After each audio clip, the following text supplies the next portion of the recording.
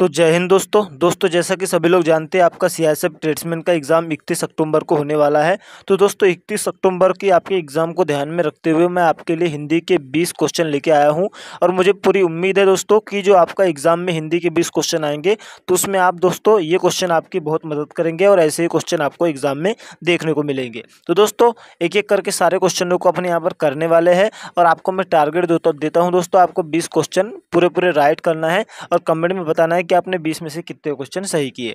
तो सबसे पहले स्टार्ट करेंगे। पहला क्वेश्चन आपके सामने दिया गया है कि दिए गए वाक्य में रेखांकित खंड को प्रतिस्थापित करने के लिए उपयुक्त विकल्प का चयन करें। तो प्रश्न यह है कि हमारा ईश्वर में विश्वास है ना। तो यहाँ पर जो ये रेखांकित खंड मैं बता रहा हूँ इसके जगह पर कौन सा शब्द आएगा अपने को यहाँ पर बताना है दोस्तों। तो दोस्तों हमारा ईश्वर में विश्वास है, तो ये जो ईश्वर शब्द दिख रहा है आपको, मतलब ये ईश्वर को मैंने अंडरलाइन किया हूँ, तो इस रेखांकित शब्द के स्थान पर कौन सा शब्द जो उचित लगेगा वो अपने को यहाँ पर भरना है। तो दोस्तों ज़्यादा घबराने की बात नहीं है, बस थोड़ा सा कॉमन सेंस की बात है।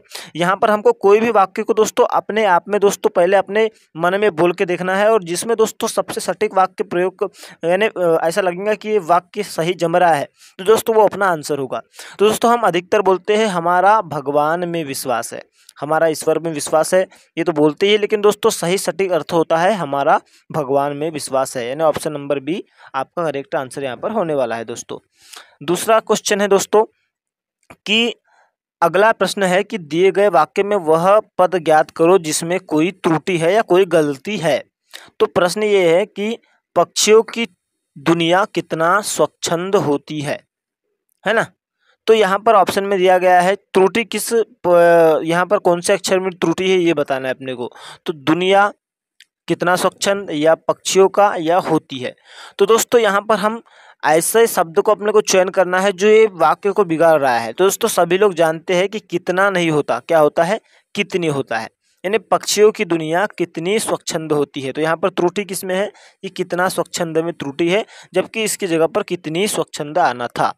तो भाई साहब यहाँ पर अच्छे खासे क्वेश्चन आपको कराने वाला हूँ, बस धैर्य धारण करके देखना, बेझिझक इस बार सीआईएसएफ ट्रेडमैन बनने से आपको कोई नहीं रोक सकता है ना। तो सबसे पहले तो ग्रह का पर्यायवाची कौन सा शब्द है, ये प्रश्न में बोला गया है तीसरे नंबर के प्रश्न में। तो दोस्तों ग्रह का पर्यायवाची कौन सा है, कर्म है या विवेक है या नक्षत्र है या इनमें से कोई नहीं। तो बता दो जो है आपका ग्रह का पर्यायवाची क्या है, तो ग्रह का पर्यायवाची नक्षत्र है।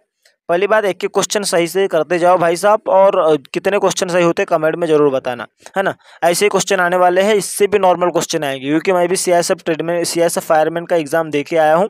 मेरे 73 नंबर आया है सीआईएसएफ फायरमैन के एग्जाम में, तो पेपर पूरा नॉर्मल आ रहा है। वैसे ट्रेडमैन का तो आपका और भी नॉर्मल आएगा क्योंकि 10th बेस पे होने वाला है ना।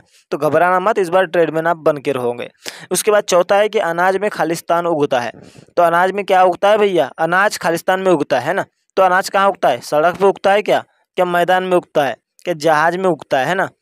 तो ये बताना है। तो अनाज कहाँ उगता है, तो दोस्तों यहाँ पर एक मिसप्रिंट हो गया है, यहाँ पर खेत होना चाहिए, ठीक है, खेत हो है ना। तो आपका सही आंसर क्या होगा, तो अनाज कहाँ उगता है, तो भाई साहब ना ही सड़क पे उगता है, ना ही मैदानों में उगता है, ना ही जहाज में उगता है, ये तो उगता है खेतों में भाई साहब। और इसे उगाने वाले हमारे किसान भाई लोग होते हैं, क्योंकि इस देश की दो ही शान है दोस्तों, एक तो जवान और एक किसान, और आप जवान बनने जा रहे हैं। तो दोस्तों दिल लगा के पढ़ना है, अभी थोड़ा सा दिन बचा है आपको 31 अक्टूबर के दिन इस क्लास का बेनिफिट खुद ब खुद समझ में आ जाएगा। तो अनाज खेतों में उगता है ना। इसके बाद पांचवा क्वेश्चन है कि रीमा ने खालिस्तान से फल काटे। तो बाबा रीमा जो फल काट रही तो काय से काट रही, अपने को यहाँ पर बताना है कि कौन सा शब्द सही मैच खाएगा यहाँ।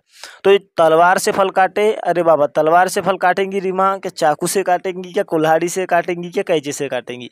तो यहाँ पर सभी लोग जानते हैं तलवार से तो काटेंगी नहीं, कुल्हाड़ी से भी काटेंगी नहीं, कैंची से तो काटेंगी नहीं, कैंची से तो कपड़े काटेंगी रीमा सिलाई करने के लिए।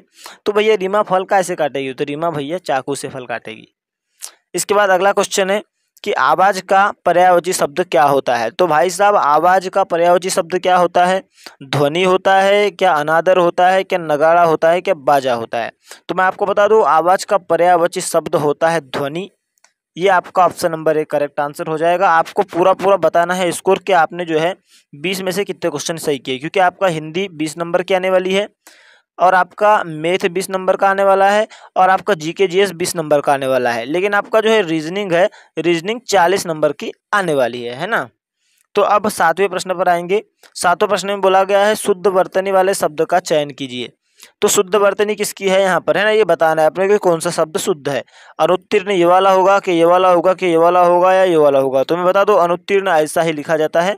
कैसा, ये ऑप्शन नंबर ए वाला आपका अनुत्तीर्ण अनुत्तीर्ण जो है दोस्तों सही होगा। अनुत्तीर्ण यहाँ पर त का थोड़ा सा रेप लग जाएगा, थोड़ा मिसप्रिंट है, लेकिन अनुत्तीर्ण ऐसा सही होगा आपका। उसके बाद 8वां प्रश्न है कि आग्रह शब्द के सटीक विलोम शब्द का बताओ। अब सटीक विलोम शब्द क्या होता है? तो दोस्तों आग्रह का विलोम शब्द होता है दोस्तों क्या, आग्रह का विलोम शब्द आपका क्या होता है? तो दोस्तों बता दो आग्रह का जो है विलोम शब्द होता है दोस्तों अनाग्रह, है ना। उसके बाद दोस्तों नीचे दिए गए अंश का विश्लेषण कीजिए। मुझे खून दो मैं तुम्हें आज़ादी दूंगा, इसमें कौन सी संज्ञा है? तो दोस्तों यहाँ पर एक प्रकार से आज्ञा मांगी जा रही है कि तुम मुझे खून दो बाबा मैं तुम्हें आज़ादी दूंगा, है ना। तो दोस्तों आज्ञावाचक इसमें जो है वाक्य है, ये है ना, आज्ञावाचक वाक्य है। उसके बाद 10वां प्रश्न है कि देहरी लांघते पाप लगना, ये मुहावरा है, तो इसका सही अर्थ अपने को बताना है। तो पहला है अनैतिक कार्य करना, बदनामी मोल लेना, अकारण बदनामी लेना या अतिशीघ्र बदनामी होना। तो दोस्तों इसका मतलब होता है देहरी लांघते पाप लगना, इसका अर्थ होता है अतिशीघ्र बदनामी होना। ऑप्शन नंबर डी आपका करेक्ट आंसर होगा यहाँ पर, है ना। तो ऑप्शन नंबर डी आपका जो यहाँ पर क्या होने वाला है, करेक्ट आंसर होने वाला है।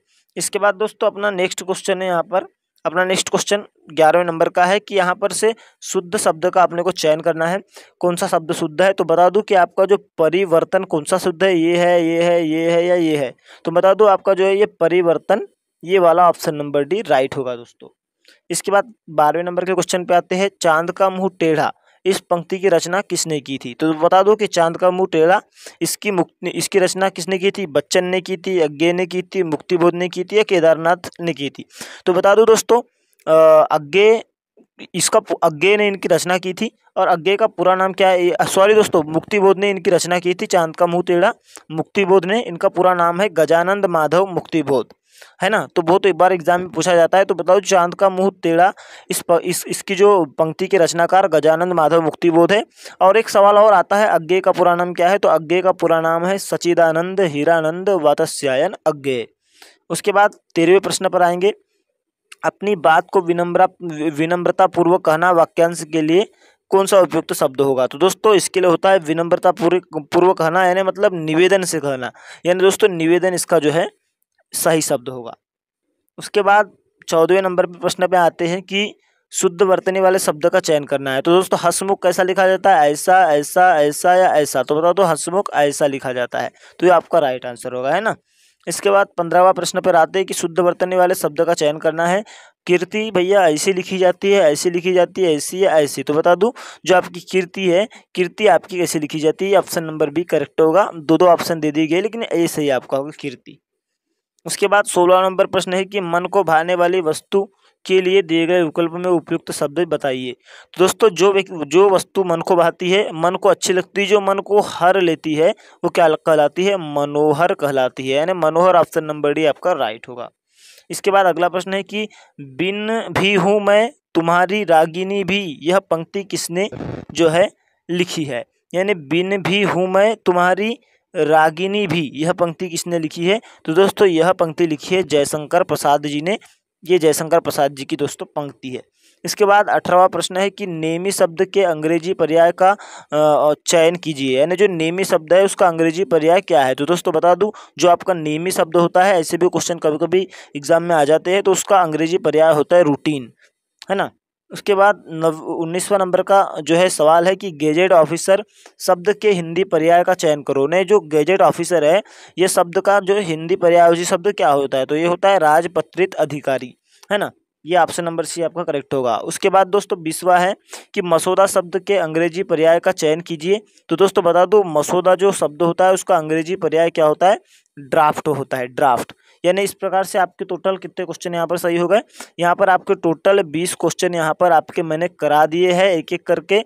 अब पहली बात तो दोस्तों आपके कितने क्वेश्चन सही हुए ये कमेंट में बता देना। और मैंने आपको सिलेबस भी बता दिया है कि हिंदी के आपके 20 क्वेश्चन आने वाले हैं, आपका मैथ के 20 क्वेश्चन आने वाले हैं, आपका जीके जीएस के दोस्तों 20 क्वेश्चन आने वाले हैं और रीजनिंग के 40 क्वेश्चन आने वाले हैं। इस प्रकार आपके टोटल 100 मार्क्स का पेपर होने वाला है। तो दोस्तों सबसे पहली बात, मैं आपके लिए रोज़ ऐसे ही सवाल लेकर के आऊँगा, तो चैनल को तो सब्सक्राइब कर ही लीजिए अभी, और अपने दोस्तों तक भी शेयर कर दीजिए जो सीआईएसएफ ट्रेड्समैन की दोस्तों फिजिकल पास है। तो दोस्तों मिलेंगे जल्दी अगले वीडियो में, और अपना जो है आपने कितने स्कोर किया कमेंट में बताना न भूलिएगा। जय हिंद, जय भारत।